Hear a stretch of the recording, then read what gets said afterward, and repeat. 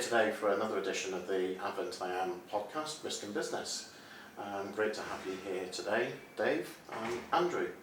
Right. So, one of the things that we've been seeing over the last few years, particularly within our client base, is an increasing shortage of skills within the cybersecurity world. Clients struggling to recruit talent, and indeed, in a lot of cases, just simply poaching staff from each other. So the same people are just going round and around and around. And it's an increasingly small pool of capability out there.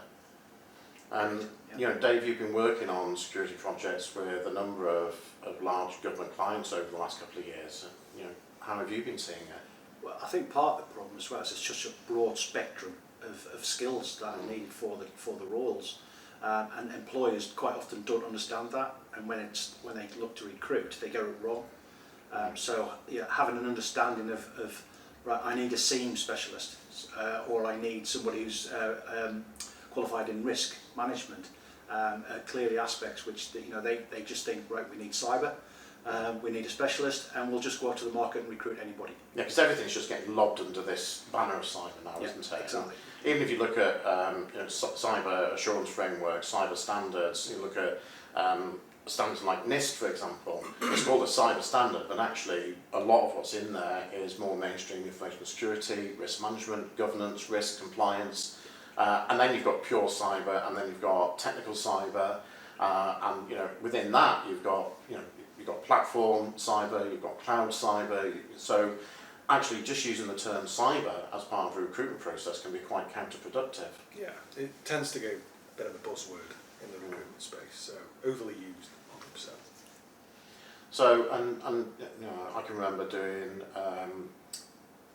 Radio 5 some years ago now, where even then we were talking about, we were moving towards this precipice of this skills shortage, skills deficit. I'm going to cybersecurity events now where, in my mid-50s, I'm still considered to be a fairly young guy. So we have a big shortfall of people coming up from behind us as well. Yeah, so where are these organisations going to get these skills from then? Where are they going to find these people to fill these gaps? Because they're not there in the permanent marketplace. That much is true.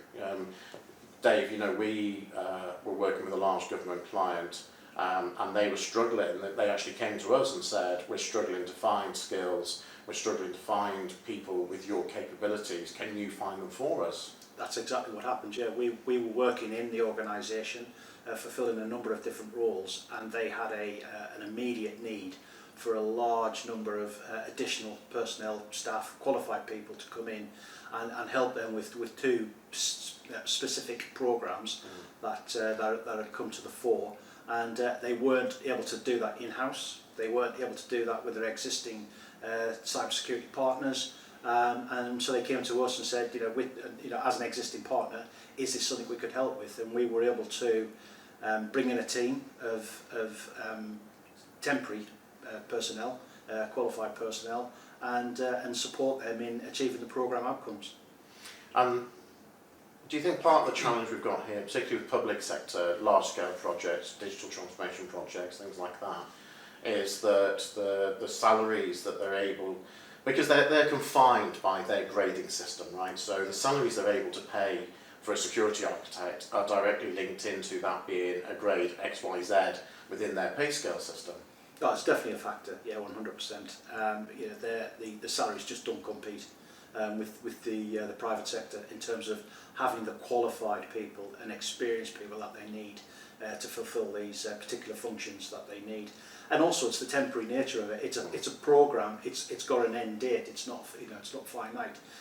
So why go to the trouble and the time and the expense of recruiting permanent staff when actually they can parachute people in for a 6-month contract, a 12-month contract, and achieve the aim, but actually then get people who are qualified, who are up to date, who understand the threat landscape, and are able to achieve the outcomes, do the job. Because it makes no sense, right, to go out and recruit people, give them a job, and then lay them off again in 6 or 9 or 12 months' time. Definitely not. Definitely not. I think the contingent workplace is booming, but the challenge is accessing the correct level of talent in today's marketplace. You know, there are various different ways to go to market to source these people. There are the traditional ways, job boards, LinkedIn, etc., etc. But being a specialist, I believe, in this area, it provides a different element to be able to go and attract, number one, the elite calibre of security professionals in the marketplace. But then secondly, it's the practices and systems that you put in place to go out to market and actually find the people that generally lurk in the shadows, which is always the biggest challenge. And so we've been doing this on an informal basis, on an ad hoc basis. We started off with one client, other clients heard about what we were doing, asked us to do it for them. So we were kind of doing that, but without really realising that it was a new service that we developed and started delivering into our clients, which is where the Advent IM Outsourced capability came from originally. Yeah. So and we're now developing that, and we've got it launched as a formal service with its own branding. Yeah. And obviously through that we've got the opportunities where we're providing a single person as an interim because somebody's off on maternity leave, right the way up to fulfilling a full project team. Absolutely. I think what gives us the competitive advantage as well is sort of the back office function, if you will, in terms of how we go to market. So you could go via the traditional route of, you know, bringing on one recruitment agency to go to market and source by the traditional ways. But with the process that we've built, we have that and some more. So we will have our own preferred supplier list of vetted agencies specifically crafted and aligned to the marketplace for the types of requirements we need. But then in addition to that, we'll have our own processes and inbound attraction processes that talk the same language to the security professionals in the marketplace because we are cut from the same cloth. One of the things I quite often see getting conflated with each other is the language between what is offshoring and what is outsourcing. And in some cases I'm hearing people use them interchangeably with each other. And so, you know, in my experience, the difference between the two really is when people are looking at offshoring, what they're really looking at is a cost saving. It's usually people go to offshoring in order to find a third country where there is a contingent workforce that is also very cheap. When we talk about outsourcing, and particularly the sort of stuff that we're doing, this isn't about a cost saving exercise, it's about driving quality and capability to make sure that projects are successful, right? Absolutely. Because in my experience, offshoring is usually seen as a way of cutting costs, which isn't necessarily the same as driving up value and isn't necessarily the same as delivering quality. Whereas what we're doing with our outsourcing is we're actually delivering the same high quality, the same calibre of capability in the workforce as we would from our own core consultancy team. Yeah, well, I think that's a key point as well, is the fact that we understand the problems they need to solve. Right. And I think we gain that understanding through our own consultancy services and our training service as well. Is we've seen the issues that central government, private sector organisations are facing with regards to risk, cyber threat, and we can apply that when we start looking at our outsourcing service. And it's not one or the other either, is it? We're delivering hybrid projects where we've got our own full-time consultants working alongside that contingent workforce. Yeah, absolutely. And as Dave's just quite rightly said, with the security wraparound, it gives us the over and above in terms of just sourcing an additional body. So it makes us more of a strategic partner, I believe, to our clients rather than just searching for people and not necessarily having the right qualified person interview that person to then deploy them into a project. And the nice thing, of course, is we're building relationships with those people as well. Yeah. So as engagements with one client ends, we're actually at times moving teams around, so we're getting consistency of team cohesiveness, so people are getting used to working together as part of a team. So the client is gaining from that benefit as well, rather than bringing together a group of strangers and expecting them to blend. Exactly. And that's when you become, as I say, a strategic partner rather than a customer or client.